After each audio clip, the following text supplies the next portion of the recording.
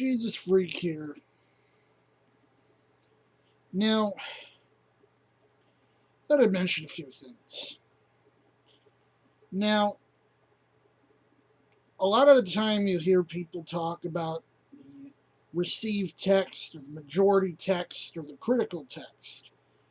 And, a lot of times these aren't necessarily the best, terminology to use.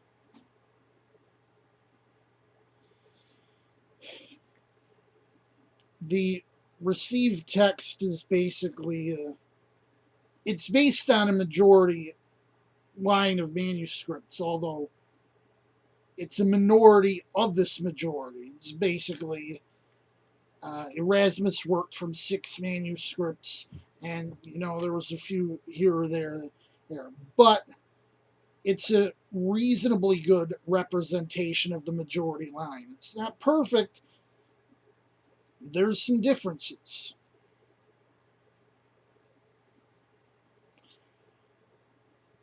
But it's a type of the so-called Byzantine text tradition.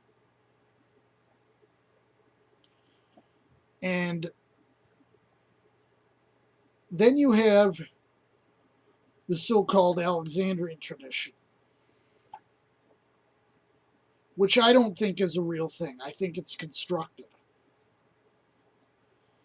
See, the critical text was basically assembled by skeptics, Anglo-Catholics, and the Church of Rome. And academics, I'll lump them in with skeptics. Skeptics and academics are basically one and the same.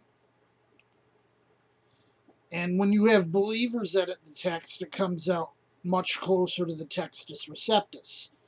That's why there's a lot less of a difference between, say, the Hodges and Farstad text or the Robinson-Pierpont text and the received text than there is between any of them and the Nestle-Aland text.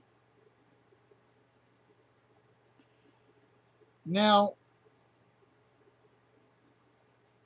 I have sometimes places where I disagree, but I'm building my beliefs upon a totally different set of scholarly principles where I'm basically taking what they think and turning it completely on its head.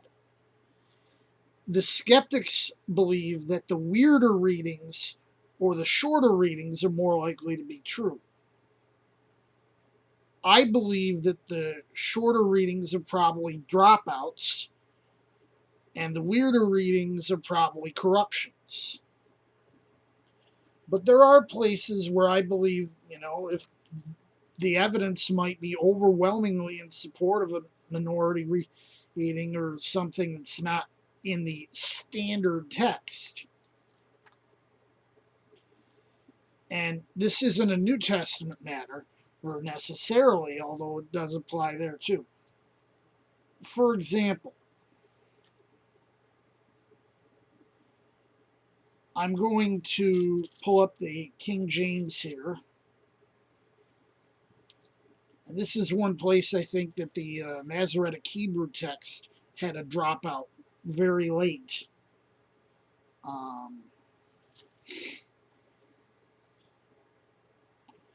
And this would be in Genesis 4:8. And the King James reads, "And Cain talked with Abel his brother.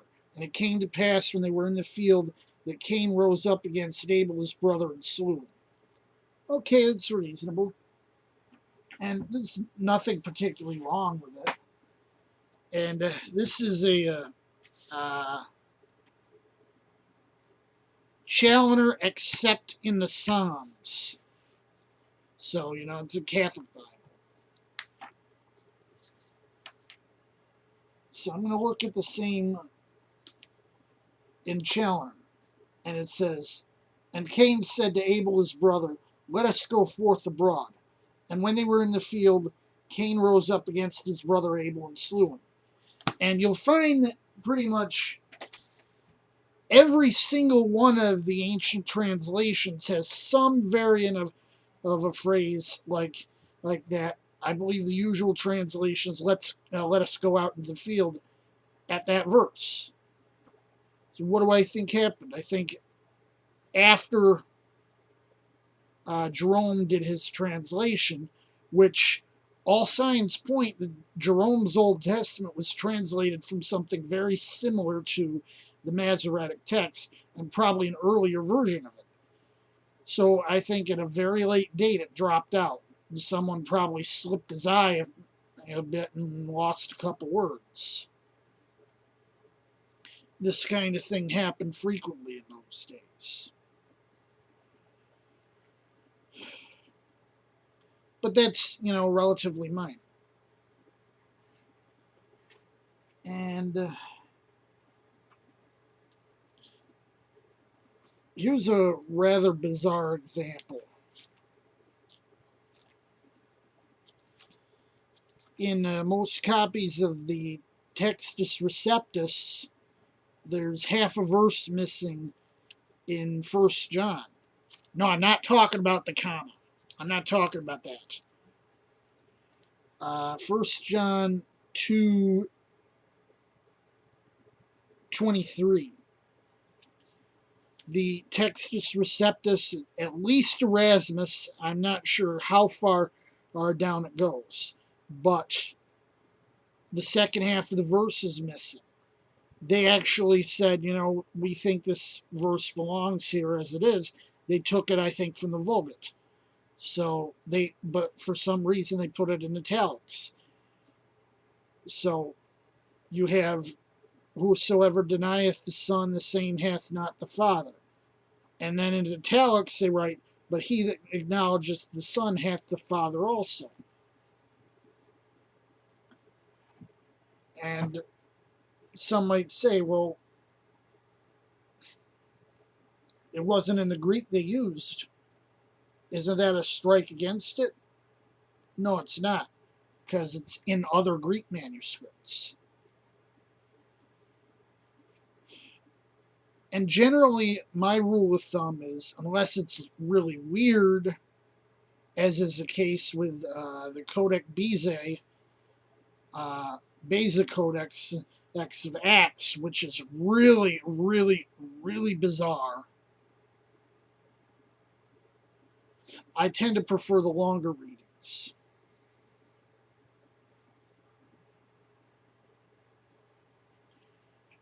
Or in some cases, it might not be longer. It might just be less weird.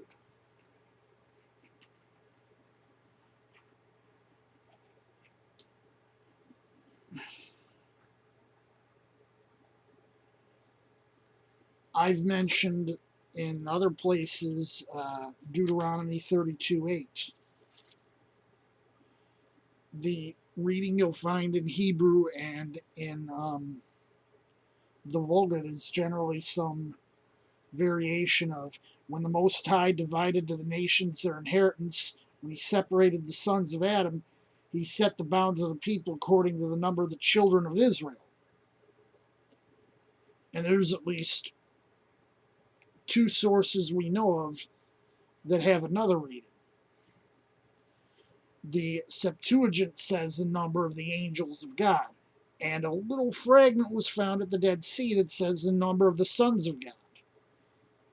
And you'll find that the RSV made a conjectural emendation according to the Greek before that fragment was found, and then that fragment proved their conjecture was more than reasonable. So they kept it in the New Revised Standard. The ESV also keeps this emendation.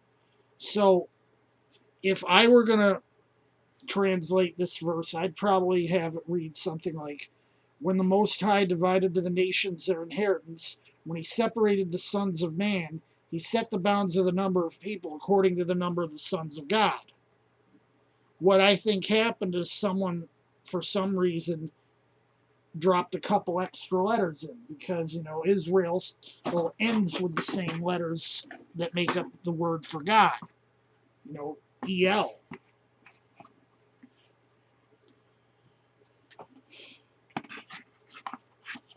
And I could make my own opinion of what a conjectured text of the Bible would look like. My own personal research tends to support something more similar to what underlies the King James.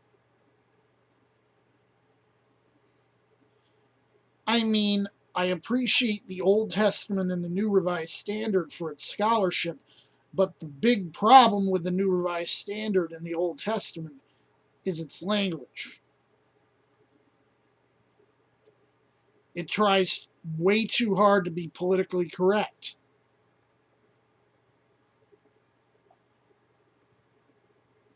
It's the Bible. It's not supposed to be politically correct. So what we need is, if someone is going to do another translation, if, because honestly, we're just fine with what we have. We're just fine with the King James. It's good enough, and more than good enough. But if we were to have someone go and do a modern translation, they should use the principles of believers and not the principles of skeptics or academics or the Church of Rome. And they shouldn't try to be ecumenical, and they shouldn't try to work with non-Christians. Jesus freak out.